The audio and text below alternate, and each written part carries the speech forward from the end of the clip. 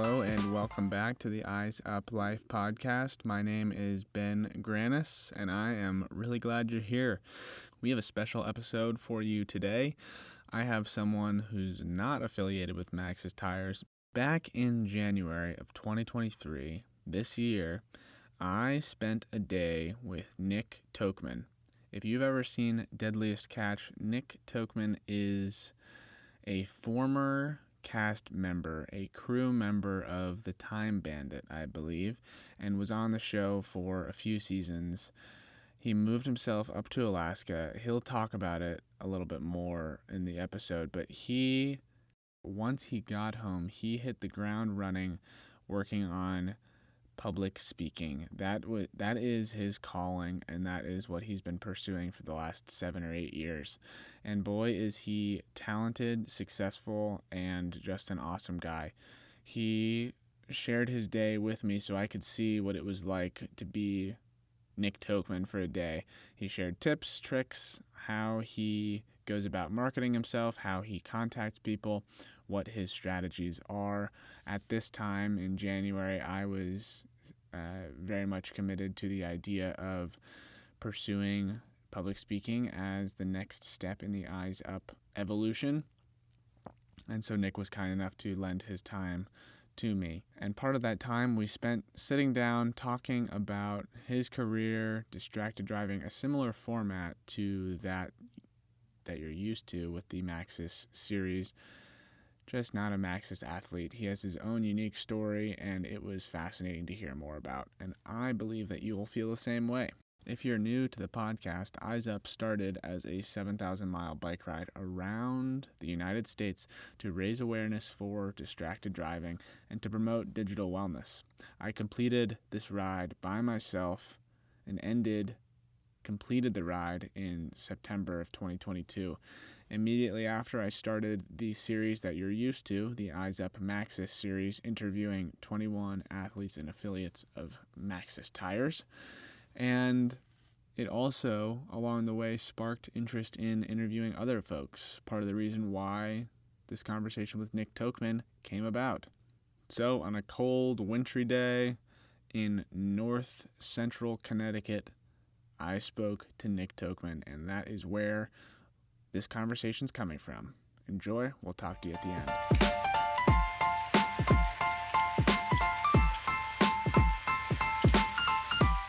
My name's Nick. I am a youth speaker for high school students, middle school, focusing on building students' self-worth so they think about who they are, what they want to do with their life. I was a former cast member from the TV show Deadliest Catch. I was known as Sunshine on the show for 4 years. Now it's a little brief introduction, and more importantly, as I'm in the role of being a good, trying to be as good of a boyfriend as I can be, and being as good of a stepdad as possible for her son. So where are you from, Nick? West Springfield, Mass. And so what was growing up in Massachusetts like, and what was your journey that led you to ending up in Alaska for a number of years? Sure. Growing up, I don't know. I grew up in a place, maybe a lot of people can relate to. It's just, you grew up in an area where everyone stays there, nobody really leaves, and I didn't really want to live like that, and I just wanted to kind of get out and do something with my life. I guess I got on the show up, I got up to Alaska to go fishing, and then eventually on the show. But I was down and out in college, and I just didn't feel I was on my path. I just saw it on TV, it looked like fun, wanted to try it, and bought a plane ticket to do it, and then I started doing it. The goal for me was not to get on the show, just to be a successful crab fisherman, but getting on the boat that got you up to Alaska was kind of like icing on the cake. And yeah. So yeah, we were talking about this on a walk a little bit. You had quite, it was a journey very much once you got to Alaska to get onto the show. What was can you just walk me through briefly what that was like and how you ended up on a TV show for fishing? Sure. First off, I bought a plane ticket up to Alaska. I called hundreds of boat owners, not one person wanted to hire me. and a few people gave me some advice, gave me a couple places to go. They recommended that I camp out and everything, and there was two places I could have gone: is Kodiak and Bristol Bay. That's where they recommended. I chose Kodiak, Alaska, because I had more of a variety of all different kinds of fishing. Bristol Bay is more for gill netting. Went up there. I stayed out in a tent. I was staying at random people's houses. Tried to find any job that I can get my hands on. I worked on a bunch of boats with several questionable characters. Mouthed off a few times, got fired. Had to learn some lessons the hard way, and then I got. Eventually, I had a couple big breaks, and I had some failures and everything, and finally succeeded. Got on a really good crab fishing boat, and I guess how I got on the show is I met one of the captains, Sig Hansen, at the bar. He was talking to my crew members. I was staring at him, and he looks over at me and goes, "You've been looking at me the entire night. Why?" I go, "I wanted to make sure you were who you were." He said, "That's smart. You want to arm wrestle?" I arm wrestled him. I lost, and then a couple days later, he sees me, starts picking on me. I have the waitress send him over a glass of milk. I said, "Here's to your osteoporosis." And then he comes over, shakes my hand, and my name's Sig. And then he offered me a job. Originally, I turned it down because I didn't walk away from Bill, who gave me the time of day when no one else did. The only reason I got on the show is because I made a mistake where I thought my career was over. I put water in the fuel tank, causing me to lose my job. And then I asked Sig for a job, and I told him what I did. I owned up to my mistake, and that's how, long story short, I got on the show and everything. And so what was that like? Was it as hardy of an experience as the show makes it look, or was it, what was it like? Like, was it like a sort of like a cushier version of what crab fishing is, or is it pretty raw like it's portrayed on the show? I feel this show does a good job portraying what it is, what it actually is. I mean, you're working long 20-hour days, sometimes working longer shifts. I mean, I remember there were times where we were working 30 hours, sleeping 3, 4, working 30 hours, sleep 3, 4. There was times where we were up for 2 days straight. I mean, it's freezing conditions. I mean, you're throwing the hook and you're getting a huge wave slapping you in the face sometimes. You're working with 800-pound metal crab pots, which is hard and it's a grind. What was if you could distill your experience up there, because how many years were you up in Alaska for fishing? Eight and a half. Okay, so that's a long time to be fishing. What was the most challenging thing, whether that's one event or a recurring part of the job? Yeah, I guess we'll start with that. What was the hardest thing for being up there and fishing? On the job or the journey? The job, like I think the hardest thing is the lack of sleep. That's really, yeah. I mean, you eventually get used to it, but I mean, there are times when you're dazed, you're out of it, and you got to keep going. I mean, you're practically like a robot, not even thinking, and you're just delayed. That's the hard part. And so what kept you going? Like, because that's a long time to be sleep deprived. Take quick power naps when you can. Talk to your crew. That's all. But I mean, a slap in the face with a wave. I mean, that can wake you up and keep you up for a little bit too. So, What was it like working with the other crew members? Like, were they, were they also from far and wide across the United States, or what was that like? sure. Most of the got along with most of the crew.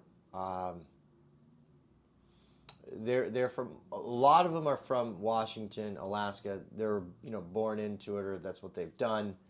There's some like me that are from different areas, but rarely you meet that. Like, you see that. Yeah. I got along with most of the crew. The only times where like maybe I might have had an issue is that there was one spot available and you had to compete for the spot. So you had guys trying to throw you under the bus, and if you say something, you look bad. So you just got to keep staying in your lane and doing your job, and hoping that how you are as a worker is seen, from everything else that everybody talks about you. The only other time I think I had a hard time with the crew is one captain I worked with, or my buddy Jake. He got his boat by another guy who lost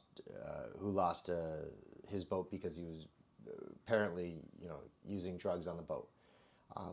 Nice guy, too, and everything. He just he went through the rehab and everything, and I talked to him before, but lost his boat to drugs, and we went on the boat together, and his crew was still on the boat.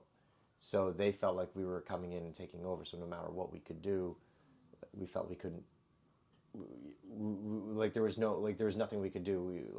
We were already a threat, and I think that was the only time where it was hard. I mean, there were times where maybe some guys might want to fight you or something like that. I tried to de-escalate it. I didn't, and that was a time when we were on camera, so I just wanted to make sure it's like, I'm looking at it from my angle and saying, if a kid sees this, how, I feel like a kid's gonna look up to you. You want to set a good example, so I just tried to avoid like a situation like that as much as I could, and I was able to, but that was the only time where it was kind of the only times where it was like stressful or something. So it's been about, what, 6 years since you've returned from that experience. How have your relationships with your crew sort of developed, or are you still close with any of them? My former, some of my former captains. There's one guy, Bill Prout. Before the show, Brian, Steve, they were my mentors. I still keep in touch with them. Antonio, I still keep in touch with some of my crew every now and then. We talk. I mean, life gets so busy that you kind of lose track a little bit. But if I gave him a call, it'd be okay. For the ones that are on the show, Sig's a pretty busy guy. Like, I'll send him a text or something every now and then. He'll reply. Hillstrand Brothers, sometimes I'll reach out to them and say hi. John, I think I've probably talked to him, I don't know, probably a couple of years ago or something. Jake, I'd say from the show, I talked to him more. I think probably last time I talked to him was like a year ago or something like that. But I think we're just so busy with our lives that we just go on and maybe catch up every now and then. But my other former captains that were mentors, I still keep in touch with them because they really helped me out a lot in my life. Yeah, that's awesome. I mean, what a cool experience and cool relationships to have. Very unique. And also unique is how you transitioned from that experience to what you're doing now. How did that happen, going from fishing in Alaska to youth motivational speaking? Like, when did that idea come about, Sure. and how did you make it happen? I I was on break from the show, and I just thought I wanted to give back. Spoke at my old high school. I thought I was originally doing it to prevent students from ending up like some of my friends that grew up in high school in a rundown apartment complex.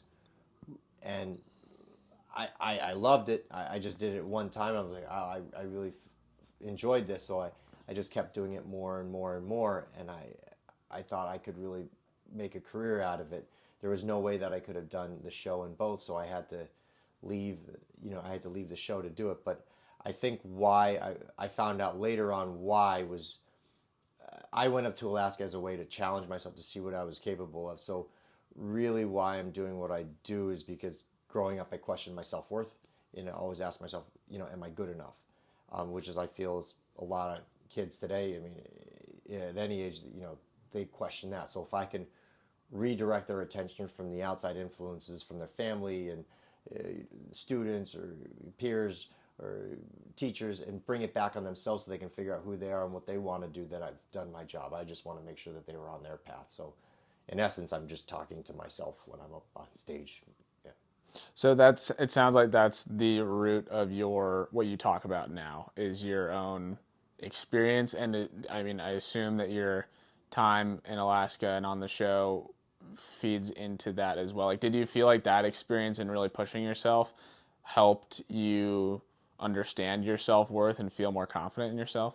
It helped me get my self-worth back because, I mean, growing up, my father wasn't around as much as I wanted him to be. So, like, I always felt, I always felt like something was lacking inside me. So, if I did the world's most dangerous job, that was my way to get my own approval for myself.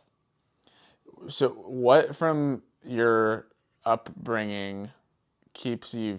I mean, obviously, your experience in wanting to help other people avoid what you went through in that sort of experience keeps you going. But what from your own life experiences so far helps you with the speaking itself? You would say from, say, like working up in Alaska and everything. Yeah, and before too. But yeah, I guess if there's like, are there a few things that that you pull from to help you be an effective speaker? Oh, good question. I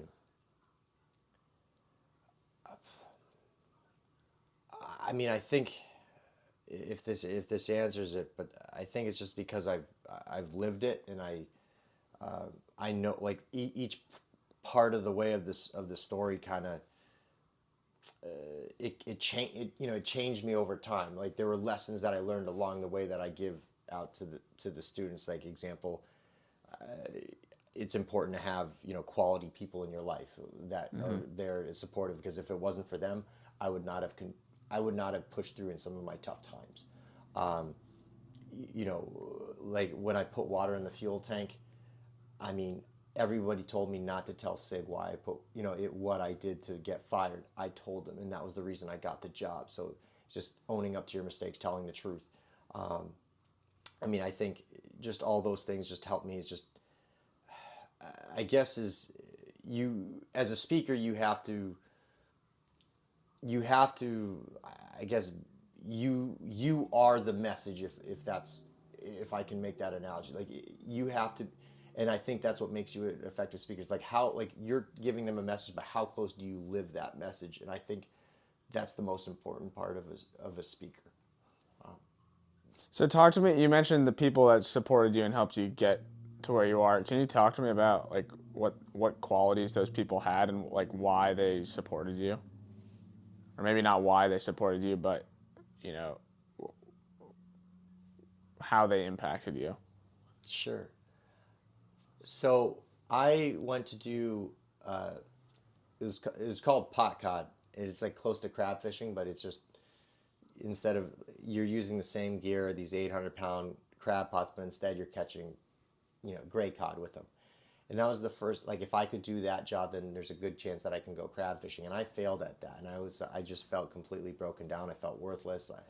That was the first time in my life where I just gave something my complete all and I failed. And I just felt less than of a person because I failed.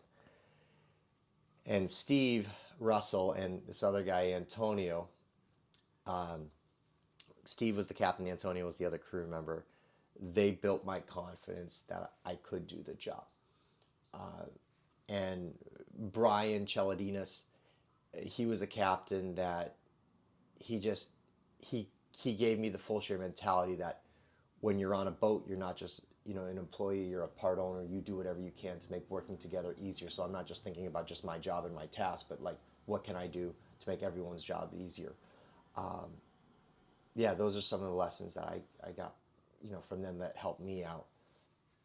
Talk to me about, this is a bit of a pivot, but talk to me about how social media plays a role in your life as a former TV celebrity and now a speaker who your message and you're advertising yourself on the website and on social media. So how does it play a role in your life now? Tell you straight, I don't like social media really. I I just use it primarily for the business and just to get my message out to help, to help others. But like, from a personal standpoint, I wouldn't. I try to stay away from that, because if I want to talk to someone, I'm just going to call them on the phone or something like that. The worst thing that I get from social media, I know this is going to sound, I don't know how this is going to sound, but I hate it when it's my birthday on social media because you have to respond to every single person that wish you happy birthday, and I just would rather enjoy the day. And most people don't even know it's your birthday. The ones that really care will call you up on the phone. I just use it as a way to promote my business and promote my message, and then I just put it strictly at that. Otherwise, I'm off of it. So you don't. It's not something that you consume regularly. No. Do you ever feel inclined to, or like when you go on it to post something, do you feel like the pull to start scrolling or get interested, or? Sometimes, but it depends. I mean, the only things that like maybe I might get sucked into it. Like, I mean, the phone is it's literally like a drug. Uh, Sometimes I get sucked into like the motivational parts, and I guess that's an okay thing, but just not for too long. I can see how it can really grab someone for a while. That's the only time that it can like suck you in, or yeah. Yeah. So, what are your thoughts on the amount of time that people, particularly young people? I mean, we were talking about your girlfriend's son and how much time he spends on the phone. Yeah. Like, what? How do you feel about young people and people generally, and the amount of time spent on phones and social media in particular? I think it's I think they're wasting a huge part of their life away from just being on it. I mean, it's good to I mean, Facebook is a good in a way to connect with, for me, it's a good way to connect with people when I'm in a certain area or something. Oh, I haven't seen this person, reach out for lunch, but aside from that, that's it. I just think it's pointless to, look at a cat video or something like that. I would rather have that time, spending time with my girlfriend, her son, my mom, having dinner or something like that. I mean, you're wasting that much, and you're not enjoying life. Yeah, I just think your phone can just suck you in. Like I actually have a quote on my a post-it note on my on one of my screens. It's like, for every minute, I browse the internet, that's another minute I will never get back. But I try to stay away from it as much as I can. Well, speaking of minutes that you won't get back, the average American, based on a study done a couple years ago, will spend 5 years on social media throughout their life. That's a lot of minutes that you won't get back. That's 1/20th of your life. Yeah. And it's really not that much time each day, but it adds up. Yeah. And I think that's sort of a theme of my experience with you today, is just chipping away at whether that's reaching out to people for speaking engagements or whatever. But if you do a little thing over and over and over again, it really adds up. And in the social media case, it's a negative, but that, I think, is true for a lot of good things, like going on a walk a few times a day. Yeah. That adds up to a lot of good because you're rejuvenating yourself and keeping the energy high. But it goes both ways. I mean, I think the like the scrolling, just browsing. I think it's more about being intentional with your time, and it's like I look at social media or the internet as, why am I going on? Why am I going online? What's the purpose? Like, if I have to send out emails, that's why I'm doing it. But just for mindless scroll, like, I would rather read a book that helps me learn about my life, or my life plan, or help me to help for communication skills. I think I mean, there's so much information that you can just get lost, but it's like, if you put your intention of why you're doing, like why you're on there, I think that can be effective. I mean, I remember during COVID, I had to learn that building of a virtual studio and all that. So I went on I looked at YouTube videos to help me with that. But for mindless scrolling, I mean, I'd rather take that time and spend it with family or friends. For sure. Yeah, I 100% agree with you. One thing that's kind of confusing to me, or not confusing, but it's a hard nut to crack, is the pressure with young people. I think particularly in the high school and middle school environments, the way that the social structure is, there's a lot of pressure to do the thing that everyone's doing, whether that's being present on TikTok or having a strong Instagram presence, something like that. It's hard to escape from, because even if you know that it's not good for you, to be the one person or part of the small population who's not participating in that Sure. is very isolating. So, I think a lot of these kids are very smart and are aware of what's going on, but it's like almost inescapable. I think the only the way to escape something like that is having a strong sense of your own self-worth and just listening to yourself instead of trying to be good enough for this person or that person or trying to do this to be cool. I think it really goes back to, I always say in my presentations, tune out from the outside voices, tune into yourself, and just to focus on you and your self-worth is not dependent on, your friendship is not dependent on, the TikTok videos you see or the comments you make or something like that. That's not where it is. And anyone that judges you on for what you do, social media, or if you're not on, they're not worth your time. And that's what I think. If I think a strong sense of self and just realizing that those people that are judging you for how you act, as they're not worth your time. It's just the people that really truly care about you will be there regardless if you watch this video or whatnot, or it's just a part of fitting in, I guess. But Right. that's cool. What are some strategies that you use to keep yourself in that camp? I mean, I think you're a very disciplined person, so I think you obviously you've developed a strong sort of bubble to protect yourself from those Yeah, temptations. But I think really having morning and evening rituals is good. So I already know what I'm going to be doing for the day. I have an ideal schedule of what I need to do, and I know that I budget my time like it's money, and it's actually worth more than that. So in the morning, first thing I'll do, got to get my mindset. I'll meditate. Then I'll write down what I'm grateful for. After that, I'll go for a run. I'll exercise. After that, I'll write my book. Eat, shower, and everything. I learn stuff on the business. I'll make my my emails, my outreach, all that work on my speech, working on my singing, and then whatever's left, whatever time I have left over, I spend it with my family. Um, if I just look at a little bit of social media or something, that really eats into my day. I don't have time for XYZ. So budgeting your time. Few resources that I thought were really great. There was this one book, Indistractable by Nir Eyal. Another one, what was it called? Deep Work by Cal Newport. And then Sleep Smarter by Sean Stevenson. That actually surprisingly helped, because your phone at night, the more, I think for every, I may be butchering this, but for every 30 minutes you spend on your phone, it suppresses a large amount of melatonin to prevent you from falling asleep. Because it tricks your mind into thinking you're awake. So it's just, being off that to help you sleep to be ready for the next day. Because if you are, I've noticed it in the past, I had to work at it really hard.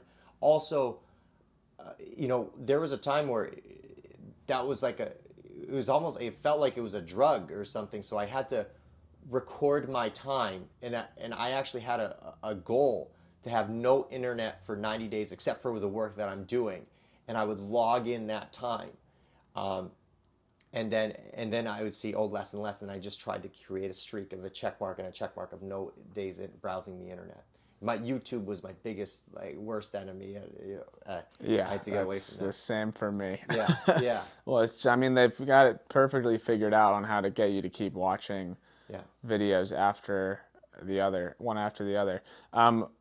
So do you cut yourself off? I'm curious about the sleep thing. Do you cut yourself off from your phone at a certain time or a certain number of hours before you go to sleep? Hour and a half. That's what they what I guess the books that I recommend. Whoever it was, yeah. Just an hour and a half before bed, just no phone. I had an evening ritual of writing my goals down for the day, finishing up what how did the day go, what went well, what didn't. Then I just brush my teeth, shower up, read a book for 30 minutes, play with my cat. After that, I would stretch. I would call someone. I wouldn't be looking at the phone, for while I was stretching. After that, I would take a hot bath with Epsom salt, baking soda, lavender oil. Following that, a cold compress shower. I was out cold. That's kind of how I did for preventing the phone from. Yeah, I just had that evening ritual, so it just. Yeah, and if Yeah. you make it something that you enjoy, eventually you come to actually crave that probably more than the Yeah, phone. yeah. Well, I mean, for me, I love learning. I mean, instead of like just scrolling without any aim, I'm learning something, or reading a book that's enjoyable. I mean, right now I'm reading the Five Love Languages to help me in my relationship or something. But it's something that's useful that I'd Right, rather. something that'll move your life Yeah, forward yeah, and not artificially prop up someone else's yeah, life by consuming yeah. whatever they're posting.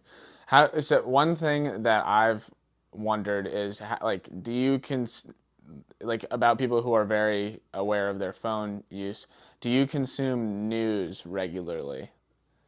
Or is that because I go back and forth on it because part of me thinks it's important to, have some sense of what's going on Sure. in the world because I think there is benefit to that.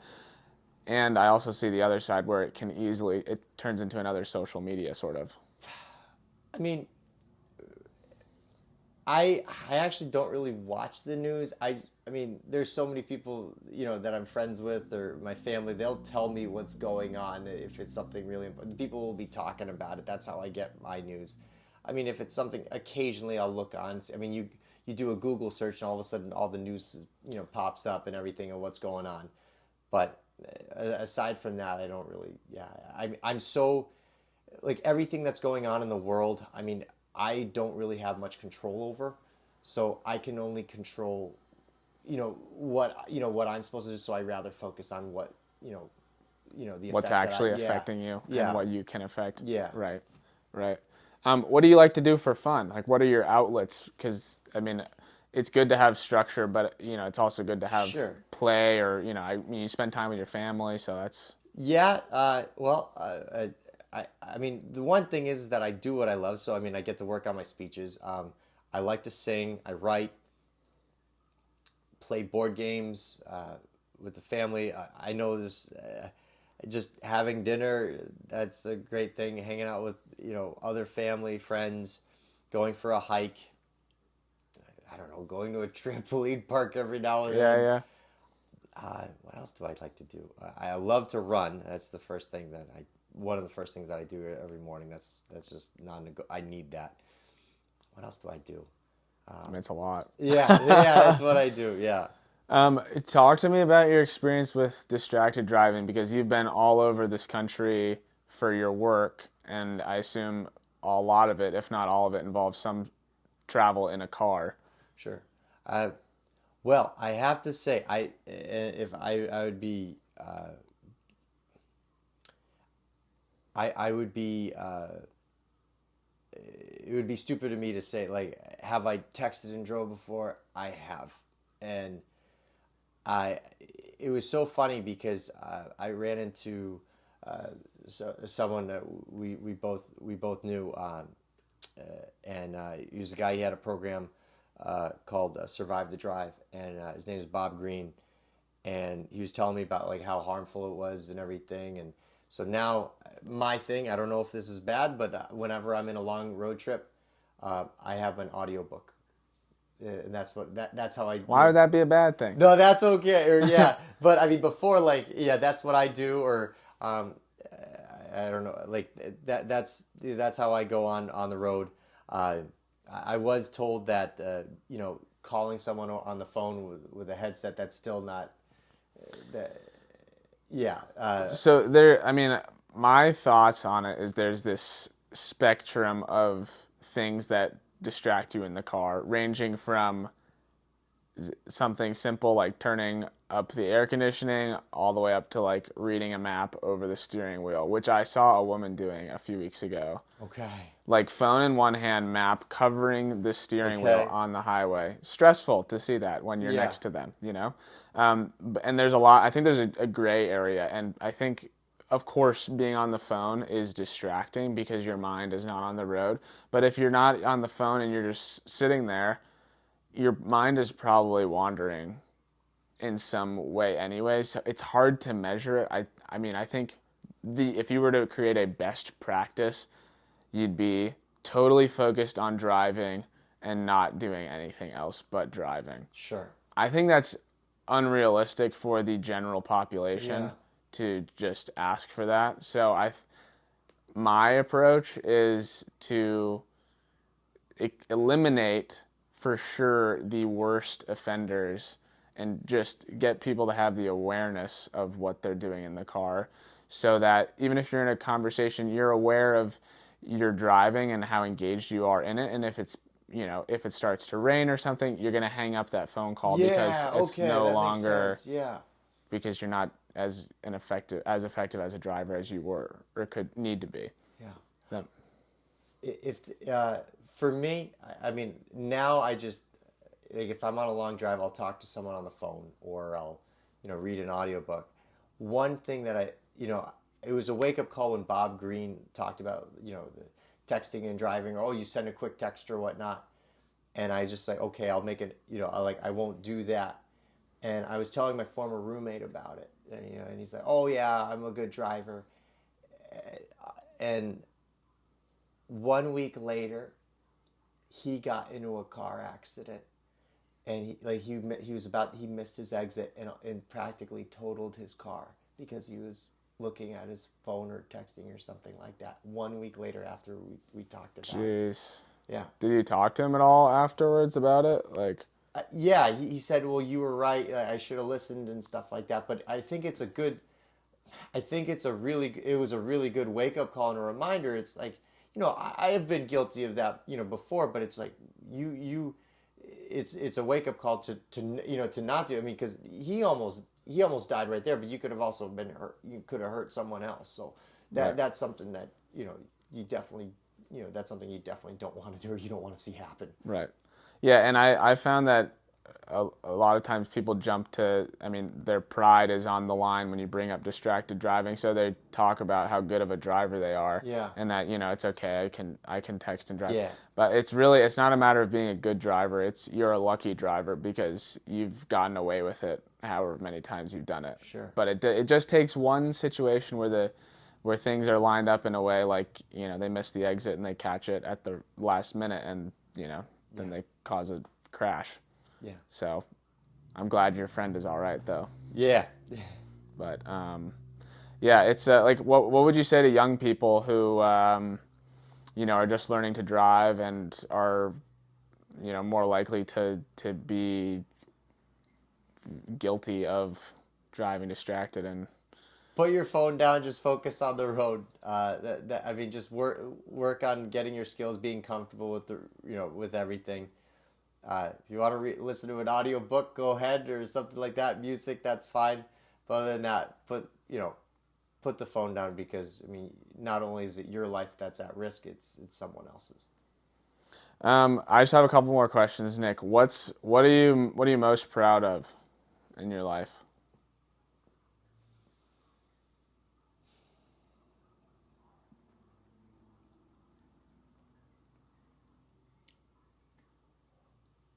I would say the first thing that comes to mind is a few times some students reach out to me saying that I prevented a suicide. So that was like I saved their life. So that was a big thing, or I was at least a part of helping them, not commit suicide. That was probably. That's amazing. Yeah. Yeah. Yeah, I mean, your work is super important and you're making a huge difference on so many people's lives, and the fact that you also love what you do is fantastic, and I know and hope that it continues to inspire people to do what they actually love to do. What are you looking forward to this upcoming year? What's getting you excited? Because it's this. I mean, we're almost done with January. Yeah. Well, me and my girlfriend are going to be working together, and I'm just excited to see what we're going to do, and like, traveling all over and just fulfilling our goals and dreams and just doing it together. I'm pretty excited about that. Yeah, what a cool partnership that's going to be. Yeah. Good for you. Well, thanks, Nick. I'm excited for you, and I appreciate your time and sharing some of your story today. My pleasure. Thanks for having me. Alrighty. Thank you so much for listening. That's Nick Tokman, everybody. Check out nicktokman.com to learn more about what he does. Thank you so much for listening. Head to eyesupride.com/resources to learn how you can make a difference on distracted driving by turning on driving focus. Just want to give a big thanks to Nick for sharing his time on that day in January. It was super helpful for me to get a peek inside what the day-to-day is like for the public speaking world. I'm not sure if I'm going to pursue it. I'm not sure if it's for me, if that's exactly what I am looking for at this point in time. However, it was great to meet someone who's incredibly driven to do a great job at their job and to do it well. This is a special edition of the Eyes Up Life podcast. We'll be back to regularly scheduled programming with the Eyes Up Maxxis series next week, so stay tuned and we'll look forward to seeing you then. Talk to you soon. Bye-bye.